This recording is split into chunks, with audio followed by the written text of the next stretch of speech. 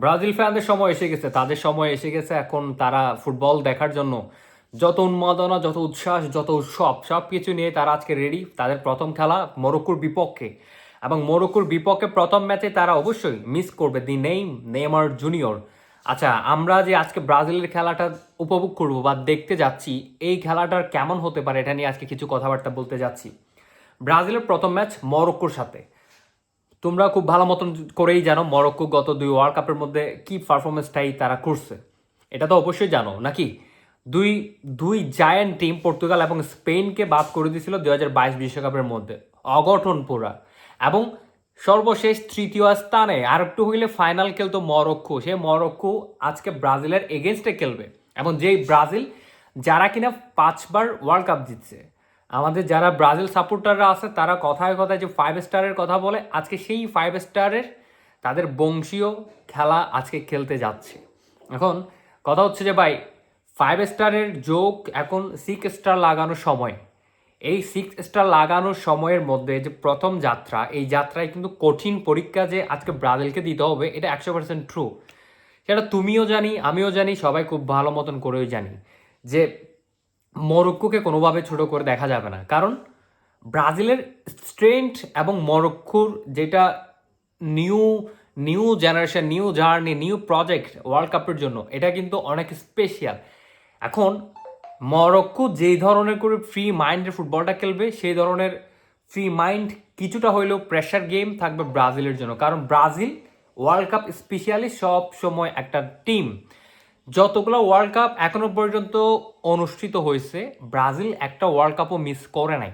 প্রত্যেকটা ওয়ার্ল্ড কাপের মধ্যে ব্রাজিল খেলছে। এটা ব্রাজিলের ওয়ার্ল্ড কাপের স্পেশালিস্ট। এটা একটা একটা কি লেভেল বলতে পারে, ব্রাজিলের লেভেলে আর কোনো দল যাইতে পারে নাই। এটা অবশ্যই আপনাকে মানতে হবে। ওকে, আর্জেন্টিনা ফ্যানদের এখানে রাগান্বিত হওয়ার কোনো ব্যাপার নাই, যেটা সত্যি কথা সেটাই। তো এরপরে মনে করেন যে কি, ব্রাজিল গত দুই বিশ্বকাপের মধ্যে মোটামুটি যথেষ্ট চেষ্টা করছে। 2018 বিশ্বকাপে বেলজিয়ামের বিপক্ষে অপ্রত্যাশিত যেটা হার, এই হারটা তো কখনো কেউ কল্পনা করে নাই। নেইমার, কুতিনিওরা চেষ্টার পর চেষ্টা চালিয়ে গিয়েছিল, কিন্তু কর্তুয়ার হাত ছিঁড়ে গোল আনতে পারে নাই। কিন্তু কাউন্টার অ্যাটাকে কেভিন ডি ব্রুইনের যে শটটা, এই শটটার কথা এখনো পর্যন্ত মনে পড়ে আমার। এই যে ব্রাজিলের আজকের স্কোয়াড এবং মরক্কোর বিপক্ষে কেমন হতে পারে, এগুলা নিয়ে এখন কথা বলতেছি। গত দুই বিশ্বকাপের মধ্যে আপনার এই যে ব্রাজিল মোটামুটি ফাইট করছে। 18 বিশ্বকাপে হট ফেভারিট ছিল, সাকসেস পায়নি। 22 বিশ্বকাপেও ফেভারিট ছিল, সাকসেস পায়নি। এখন 26 বিশ্বকাপে ব্রাজিল কেমন করতে পারে, এটাই এখন সব থেকে বড় প্রশ্ন। যার মধ্যে আবার নেইমার নাই, যে নেইমার কিনা সব যে 2014 পর প্রত্যেকটা ওয়ার্ল্ড কাপের মধ্যে নেইমার ছিল, কিন্তু এবার নেইমার নাই। আচ্ছা, নেইমার বিহীন ব্রাজিল কেমন করতে পারে আজকে ফার্স্ট ম্যাচ? ওকে ফাইন, এখন যাই যে দেখো, নেইমার যেহেতু নাই, এই দল কি নেইমারের জন্য ফুটবল খেলে নাকি নেইমার ছাড়া ফুটবল খেলে? নেইমার ছাড়া দুইটা ম্যাচ ব্রাজিল খেলছে। এই দুইটা ম্যাচের মধ্যে ব্রাজিল খুব ভালো রেজাল্ট আনছে, এবং ব্রাজিল স্পষ্ট এই জায়গার মধ্যে একটা জিনিস প্রমাণ করছে, সেটা হচ্ছে যে কি, তারা নেইমার কেন্দ্রিক ফুটবলটা খেলতেছে না। এখানে নেইমারের আসা যাওয়া এখন কোনো কিছু ম্যাটার করতেছে না। যেটাই ম্যাটার করতেছে এটাই হচ্ছে যে রেজাল্ট। রেজাল্টটা এখন সব থেকে বড় বড় থিং। এখানে নেইমার আছে কি নেইমার নাই, এটা হিসাব করে তারা এখন ফুটবলটা খেলতেছে না। অবভিয়াসলি এটাই হিসাব করতে হবে। নেইমার কেন্দ্রিক যদি ফুটবল হয়, নেইমার কেন্দ্রিক যদি টিম হয়, তাহলে এই দল কোনোভাবেই ওয়ার্ল্ড কাপের মধ্যে সাকসেসটা পাবে না। আমি একটা কথা বলি, এটা হচ্ছে যে নেইমার অবভিয়াসলি গুড ফুটবলার, এবং নেইমারের মতন কোয়ালিটি ফুটবলার ব্রাজিলের মধ্যে কেউ নাই, এটা আপনাকে বিশ্বাস করতে হবে। তাহলে দেখেন, রাফিনিয়া রাইট উইংয়ের মধ্যে খেলবে, নিঃসন্দেহে স্টার্ট করবে। এরপরে এন্ড্রিক্স, এরপরে আপনার এই যে ভিনিসিয়াস জুনিয়র, তারা ফ্রন্ট লাইনের মধ্যে থাকবে। এই তিনটা প্লেয়ার মোটামুটি আপনার ওয়ার্ল্ডের one of the best footballer. একজন বার্সেলোনাকে লিড করে, একজন রিয়াল মাদ্রিদকে লিড করে, আর একজন অ্যান্ড্রিক্স নিউ ট্যালেন্ট। সে রিয়াল মাদ্রিদে ছিল, রিয়াল মাদ্রিদ থেকে লোনে নাকি কিসে সে এখন ইয়াতে গেছে, ওইখানে ও ভালো পারফরমেন্স করছে। করার পরে সে তাকে ন্যাশনাল টিমের মধ্যে জায়গা পাইছে। তাহলে দেখেন, এই খেলার মধ্যে সব থেকে বেশি রেসপন্সিবিলিটি কাদের থাকবে অ্যাটাক করার ক্ষেত্রে? First responsibility Vinicius junior and Raphinha. আচ্ছা, তারা দুইজন বিগ রেসপন্সিবিলিটি মেনটেন করবে। তারা যদি রেসপন্সিবিলিটিটা মেনটেন করতে না পারে, তাহলে ব্রাজিলের রেজাল্ট বের করে আনার সময় অনেক কষ্টের মধ্যে পড়তে হবে। এবং ফরওয়ার্ড যেই থাকবে স্ট্রাইকার, তার এখানে একটা চ্যালেঞ্জ থাকবে যে সে চান্সগুলো কাজে লাগাতে পারতেছে কি না। তো স্টার্টিং কেমন হতে পারে? স্টার্টিংয়ের মধ্যে ফ্রন্ট লাইনের মধ্যে অবশ্যই আমার মতে যেটা, সেটা হচ্ছে যে রাফিনিয়া, ভিনিসিয়াস আর অ্যান্ড্রিক্স থাকার সম্ভাবনা আছে, যেটা এর আগের ম্যাচের মধ্যে যে ফ্রন্ট লাইনটা ছিল ওইটার মতন করে। আচ্ছা যাই হোক, এরপরে যাই মিডফিল্ডারের মধ্যে ক্যাসেমিরো আছে, তারপরে ডগলাস সান্তোস, এরপরে পেকুয়েটা। নেইমারের অ্যাবসেন্টে মাঝমাঠ থেকে বল ডেলিভার করার যেই রেসপন্সিবিলিটিটা, চান্স ক্রিয়েট করার যে দায়িত্ব, যেটা এটা পেকুয়েটা এবং ক্যাসেমিরো তারা দুইজনই মেনটেন করবে। এবং তারা যদি প্রপারলি সেটা মেনটেন করতে পারে, তাহলে ব্রাজিল মাঝমাঠ থেকে যে বলগুলো ডেলিভার করবে ওগুলাকে কাজে লাগাতে আর কোনোই বিপদ হবে না। সে জায়গায় শর্ট যে চান্স ক্রিয়েট যেটা হবে, এটাকে রাফিনিয়া আর ভিনিসিয়াস যদি প্রপারলি মেনটেন করতে পারে, তাহলে ব্রাজিল খুব সম্ভবত আজকে ম্যাচের মধ্যে অ্যাডভান্টেজটা নিতে পারবে। এবার ব্যাকলাইনে Marquinhos, Gabriel one of the best defender right now ফর্মের তুলনায়। এবং গ্যাব্রিয়াল আর্সেনালের মধ্যে তার স্বপ্নের মতন একটা কেরিয়ার পার করছে, এবং Marquinhos back to back champions League winner.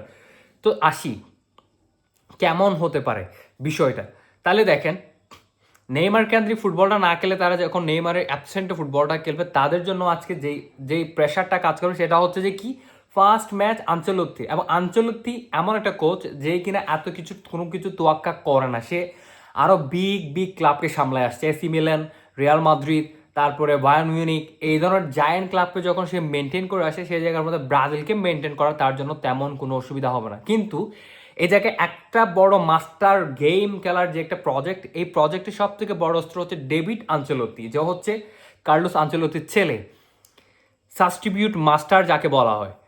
Carlos আঞ্চেলত্তির tactical অনুযায়ী আজকের এই খেলাটা ফার্স্ট 15 মিনিট, 15 মিনিট অনেক কিছুই নির্ভর করবে ব্রাজিলের। 15 মিনিট হয়তোবা গোল হবে, হয়তোবা গোল খাওয়ার চান্স আছে। মরক্কো কিছুটা ডিফেন্সিভলি ফুটবলটা খেলবে আজকে, মরক্কো কিছুটা ডিফেন্সিভলি ফুটবলটা খেলবে, কারণ তারা খুব ভালো মতন করেই জানে কার্লোস আঞ্চলত্তির এগেনস্টে যদি প্রেস করতে যায়, স্পেস যদি পায়, কার্লোস আঞ্চলত্তির ট্যাকটিক্সে ওই জায়গায় মারাত্মক লেভেলের ইফেক্ট হতে পারে তাদের দলের মধ্যে। সে জায়গায় আমার যেটা মনে হচ্ছে সেটা হচ্ছে মরক্কো একটু ডিফেন্স মেনটেন করে 4-4-2 ফরমেশনে খেলার চেষ্টা করবে, এবং এই জায়গার মধ্যে কোনো ধরনের কোনো স্পেস দিতে চাইবে না। যদি স্পেস দেয়, তাহলে ব্রাজিলের এমন বিধ্বংসী অ্যাটাক কখনোই তারা কন্ট্রোল করতে পারবে না আমার মতে। তারপরে দেখা যায় এই যে ব্রাজিল ফার্স্ট 15 মিনিট অনেক বেশি ইম্পর্টেন্ট তাদের। এই 15 মিনিটের মধ্যে যদি কোনো গোল না হয়, তাহলে তারা আস্তে আস্তে খেলাটাকে রিচার্জ করার চেষ্টা করবে। এরপরে মূল টার্গেট কার্লোস আনচেলত্তি সব থেকে সাকসেস রেশিও যেটা আসে, সেটা হচ্ছে যে বিরতির পরে 65 মিনিটের পরে, যদি 65 মিনিটের পরেই ব্রাজিলের যে ইফেক্টটা হয়, কার্লোস আনচেলত্তি যেটা ফিলোসফি, সাবস্টিটিউট এবং সাবস্টিটিউট থেকে গোল, সুপার সাবস্টিটিউট। এবং এই জায়গায় ডেভিড আঞ্চেলত্তি তো এখন তার সাথেই আছে, রিয়াল মাদ্রিদের যেরকম সুপার সাবস্টিটিউট করাইতো, এই ধরনের ব্রাজিলের মধ্যেও সাবস্টিটিউট করে রেজাল্টটা বের করে আনার চেষ্টা করবে। কিন্তু যেহেতু গ্রুপ পর্বের প্রত্যেকটা ম্যাচই স্পেশাল, সেই জন্য ব্রাজিল চাইবে যে ফার্স্ট 15 মিনিটের মধ্যে স্কোরটা নিয়ে আসার জন্য।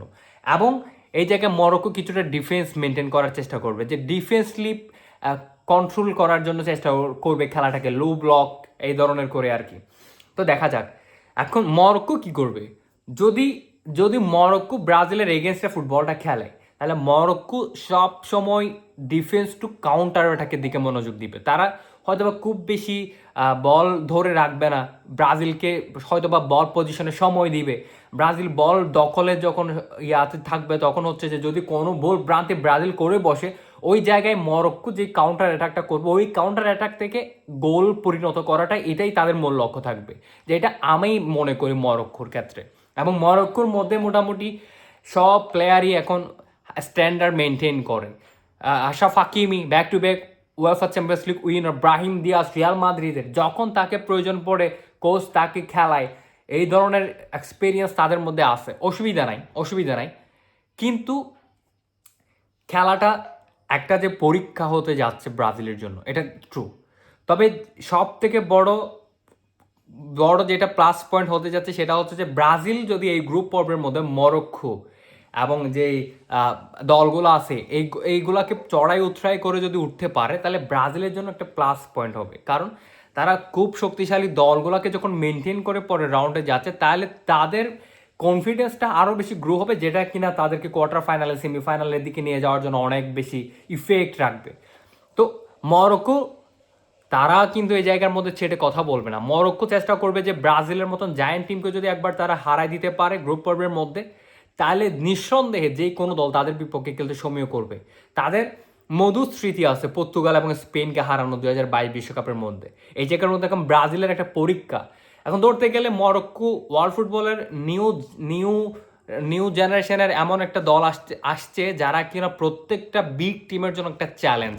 এই চ্যালেঞ্জটাকে মেনটেন করা নেইমার ছাড়া ব্রাজিলের আসছে, সেটাই কঠিন পরীক্ষা। আপনার কি মনে হতে পারে এই চ্যালেঞ্জটা কি ব্রাজিল আদৌ কন্ট্রোল করতে পারবে?